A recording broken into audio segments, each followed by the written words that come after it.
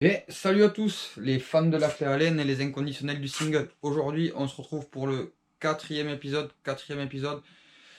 démontage des suspensions, amortisseurs et la fourche. Allez, c'est parti, on prépare les outils et on y va.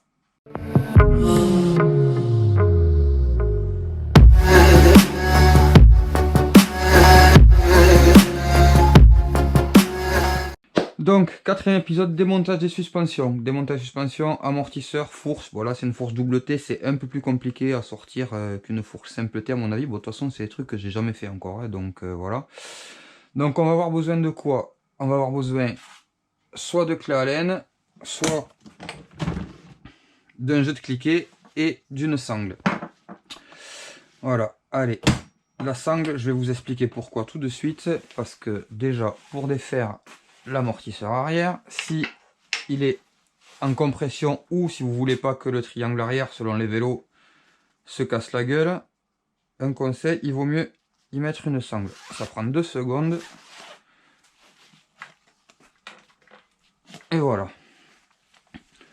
Donc pour ça c'est fait. Donc pour l'amortisseur arrière, on a besoin clé Allen ou cliquer avec un embout clé Allen.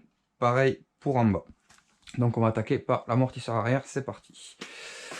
Donc on va prendre la clé, le petit cliquet avec la rallonge comme ça, on va pas se faire chier, ça doit être du 5 je pense. Allez, on commence par en haut. Je sais pas si c'est la bonne méthode, mais dans tous les cas, moi je fais comme ça. Bon, déjà, ça a l'air de forcer un peu. La sangle qui nous fait chier. Là c'est la vis, c'est en fait c'est l'axe traversant. Voilà, vous voyez ce que je vous disais? À mon avis, voilà, on est quasiment en face. Si j'avais pas eu la sangle, le triangle arrière serait parti. Et on se serait retrouvé comme ça. Voilà. C'est pas descendu de beaucoup, mais juste ce qu'il faut pour forcer sur la vis ou se faire chier. C'est pareil pour le remonter. À mon avis, on remettra la sangle parce que ça permettra d'aligner le triangle. On le voit là, il n'y a rien qui est aligné. Voilà, avec l'amortisseur. Donc je démonte les suspensions parce qu'on va partir en prépa et en entretien chez Noviparts. C'est un préparateur qui est quand même assez reconnu dans le coin. Voilà, allez. On défait en bas et ça tourne derrière. Donc là, il va me falloir une deuxième clé. Et on a dit, c'est du 5. Voilà, allez. Donc, ah non, derrière c'est plus gros. Ah ouais, derrière c'est plus gros. Donc derrière on est sur du 6. Voilà. Et là, ça se défait tout seul.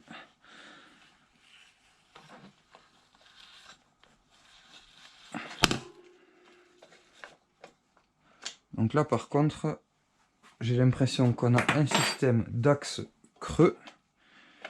Voilà. Avec une vis qui vient s'y mettre dedans. Voilà, c'est bien ça.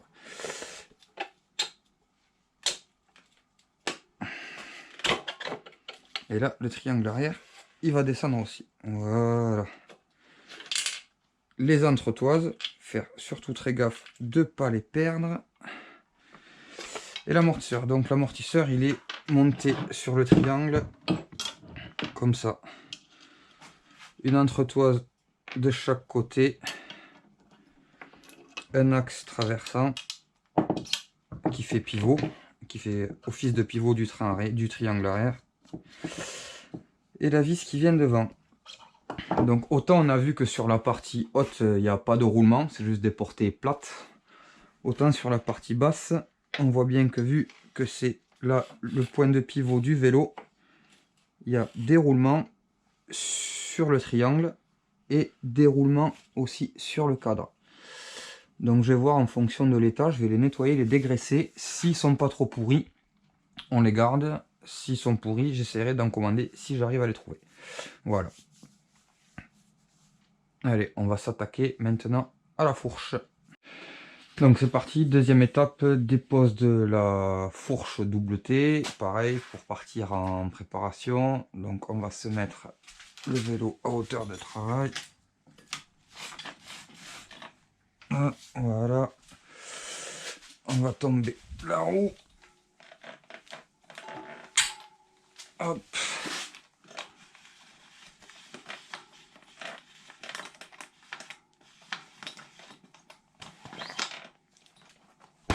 Voilà, pour la roue c'est fait. Donc ensuite on va procéder démontage du poste de pilotage. Alors la différence avec une fourche simple T classique, donc c'est la double T, mais parce qu'il y a un T en bas, un T en haut, donc pour pouvoir la sortir, il faut sortir tout le poste de pilotage, sortir le T d'en haut, et ensuite elle sort par le bas comme toutes les autres fourches. Donc là on va se remettre la petite sangle qui va bien, hop, pour éviter de prendre la fourche sur les pieds ou de la faire tomber.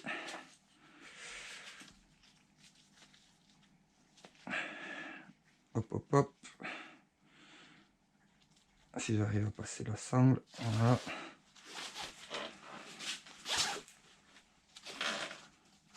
Voilà, c'est parti. Donc ensuite, on va tomber tout le poste de pilotage.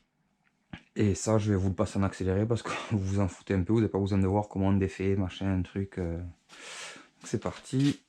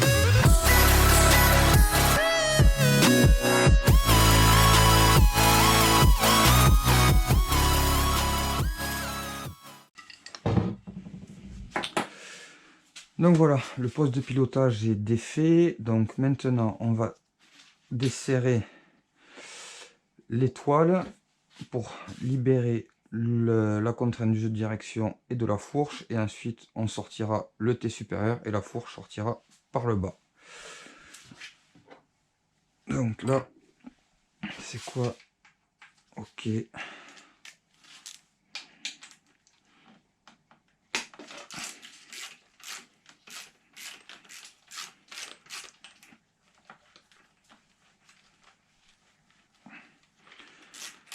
Donc pas oublier, si vous avez un doute pour le remontage des pièces, de les disposer dans l'ordre où vous les avez démontées. Hop, voilà, ça c'est fait. Pouvoir libérer les fourreaux.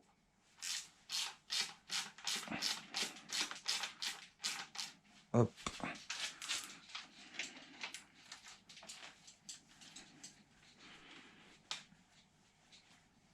Alors normalement à ce stade là même on devrait pouvoir sortir la fourche par le bas si j'enlève la sangle.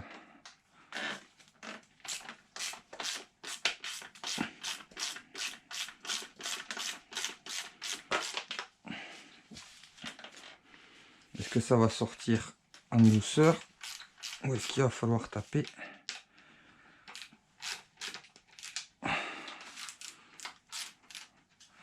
À mon avis, ça va pas sortir tout seul. Hop.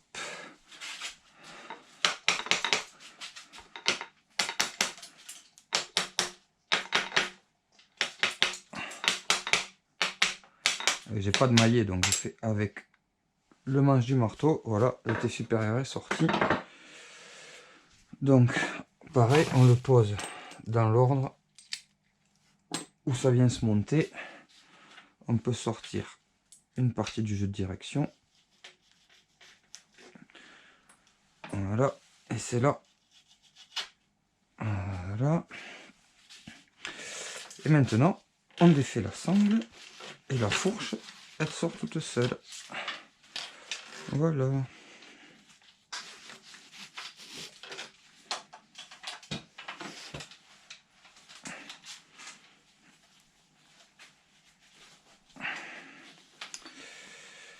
Hop. Et voilà la bête. Donc la prépa, elle va partir en prépa. Donc en fait, vu que c'est le même corps que la boxer, hormis qu'elle soit en acier à part d'être en alu, la prépa ça va être remplacement, clapetterie, cartouche.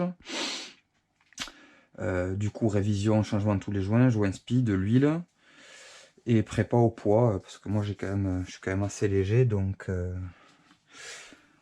voilà, donc on devrait au final, après préparation, se retrouver avec une fourche équivalente à une boxer team pour une centaine d'euros. Voilà, allez, hop, on va démonter l'étrier de frein, parce qu'il n'y en a pas besoin pour la prépa.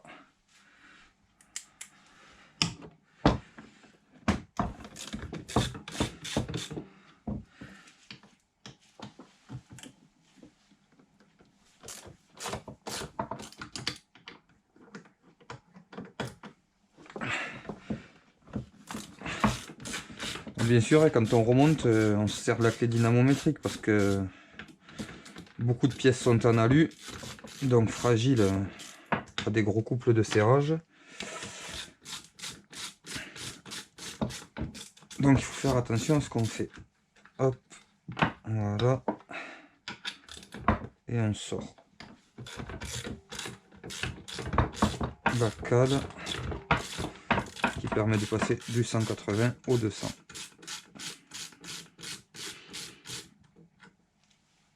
Une.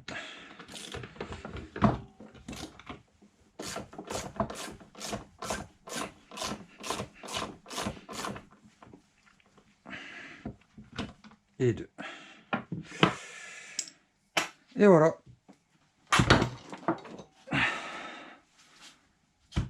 La belle petite fourche, la morteau. Et je pense qu'au niveau du démontage du bike, eh bien ma foi, on est pas mal.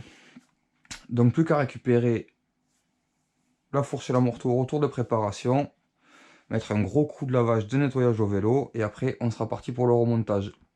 Voilà, bon, et bien comme d'hab, si l'épisode vous a plu, n'hésitez pas, le petit pouce bleu, les commentaires pour dire si c'est ce que je fais c'est bon, si c'est pas bon, s'il y a d'autres méthodes, si la méthode est pas bonne. Et on se retrouve pour le 5e épisode très bientôt. Allez, ciao, bye bye.